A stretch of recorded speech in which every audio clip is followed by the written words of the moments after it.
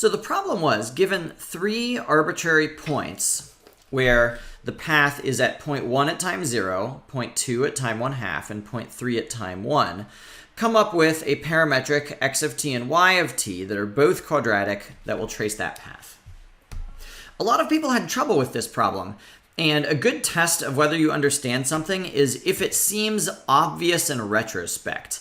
Because math is like that a lot of the time. It seems really hard until it clicks, and then once it clicks, it seems very easy and obvious. So that's your test at the end is, at the end, do the steps for this seem obvious? The 3 strategies that we talked about in class were looking at a simpler version of this problem, looking at it one part at a time, and using other representations. So in particular, we made this problem simpler by making it less abstract, by making it more concrete. And the way we did that was by using specific coordinates rather than general arbitrary numbers. And then by looking at one part at a time, we decided to just look at x of t by itself.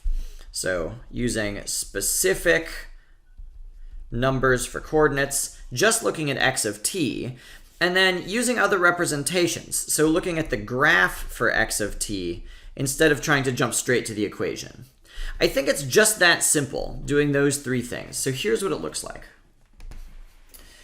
So let's choose 3 points, 1, 3, 0, 4, and 5, 7. And I have the timing information there. What do we know about x of t? We know it's supposed to be quadratic. So we can write the general form is at squared plus bt plus c. And so what we really want to know is what are a and b and c so that it will make the x of t curve force the path through those points. But that's still kind of hard to think about. So we've got other tools besides equations. We have tables, we have graphs. I always feel most comfortable with graphs because I'm a very visual thinker, but you could equally well do this with a table. So what would the x as a function of time graph look like? Well, at time 0, I've got an x-coordinate of 1. So here I am in time axis 0, and here's 1. And then at time 1/2, I've got an x-coordinate of 0. And then at time 1, I've got an x-coordinate of 5, which is going to be up here somewhere. Okay, so what would a quadratic that goes through these points look like? Well, a lot of people were trying to force this point to be the vertex. So they were trying to sketch something like this. But that's not realistic because you know that parabolas are symmetric around the vertex. So if I'm going down and over, I have to go over and up by the same amount. So if this were a vertex, you would expect the point at 1 to also be here at 1. So the fact that it's not tells us that the vertex is somewhere over here, and we don't know where it is exactly. All right, so now that we've got an equation, you know a lot from last year about how to fit equations to graphs. So something I'm noticing right away is the c value here is 1. So we can get that out of the way right away. And so now if I'm going to rewrite this, I'm going to switch out the t variable. I'm going to rewrite this as y equals x. So if I've got y equals ax squared plus bx plus 1, the question is what could a and b be? And I've got 2 points that I can plug in. So I can plug in the point at 1/2 comma 0, and I can plug in the point at 1 comma 5. Okay, so what's that look like? I've got 0 equals 1/4 a plus 1/2 b plus 1. And I got the 1/4 because I substituted 1/2 for the x and then squared it. Here I've got 5 equals a plus b plus 1. Great. So now I've got 2 equations. I've got 2 variables I'm trying to solve. So you could use either substitution or elimination. I always like elimination because that feels so nice to me. So I'm going to try and eliminate the b variable. So I'm going to take this equation here and multiply it by -2. And I'm going to rewrite it up here. So 0 equals -1/2 a. And then if I multiply this by -2, that gives me -b. And then -2. And then I'll just rewrite this exactly the way that it looks. A plus b plus 1. And so now I can add them together. So I've got 5 equals a minus 1/2 a is 1/2 a. these b's add to be 0, and then I've got minus 1. So now solving for a, I've got 6 equals 1/2 a, or a equals 12. Okay, what about b? I know that a plus b plus 1 is 5, so that tells me 5 equals 12 plus b plus 1. So that gives me that b equals -8. Great. So now I know what my x of t equation is finally. X of t equals 12t squared minus 8t plus 1. So you can go through the same process for the y of t equation. I'll actually just go ahead and show that. So here I've made my sketch. It's a very poor sketch of the parabola, but actually you don't really need to visualize the parabola at all once you have thought it through clearly enough to write the equations. So I know that my c value is 3 because that's the y-intercept. I've substituted in 1/2 and 4, which gives me an equation that looks just like the last one. Like the right-hand side is the same because the x value is still 1/2, except for the plus 3, and then the y value is 4. And then for this one, the y value is 7, and the x is 1, so this just becomes a plus b. So I'm just going to do the exact same thing. I'm going to substitute, or I'm going to solve by elimination. So I'll multiply this one by 2, or sorry, by -2. Let's take a look. So here's this equation multiplied by -2. This equation I just rewrote. I can add them together, and I get -1 equals 1/2 a, and the b's add to 0, and then this is -3. So that means adding 3 on both sides, that this is going to be 2 equals 1/2 a, so a equals 4. And now substituting a in up here, I've got 7 equals 4 plus b plus 3, which means that b equals 0. So that gives me my y of t equation as being 4t squared plus 0t plus 3. And if you wanted to, you could plug these into Desmos and check.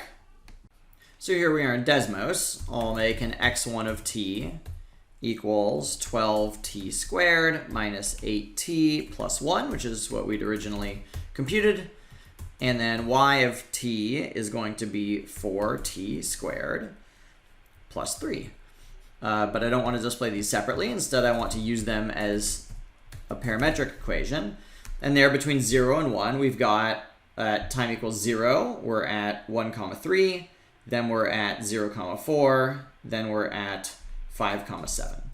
An interesting thing to note is the vertex of the parabola did actually end up being here at less than time 1/2. So this looks like time, maybe like 1/4 or something. What would this process look like in general? Because if you remembered, I wanted you to be able to write 3 arbitrary points, which in Desmos you can just drag around, and it will create a nice curve that goes between them. So what would that look like? So the process is exactly the same, it's just that we don't use numbers. So instead of numbers here, we're using x1 and y1, and x2 and y2, and x3 and y3, where we're understanding that each of those designates a specific coordinate. So can we graph them? Well, let's graph them as if they're numbers, but we're going to remember that actually they could be in general. So here at time equals 0, we've got some x1, and then at time equals 1/2, we've got some x2, and then at time equals 1, we've got some x3. So the coordinates for the x of t graph are 0, x1, 1/2, x2, and 1, x3. So it's just the same.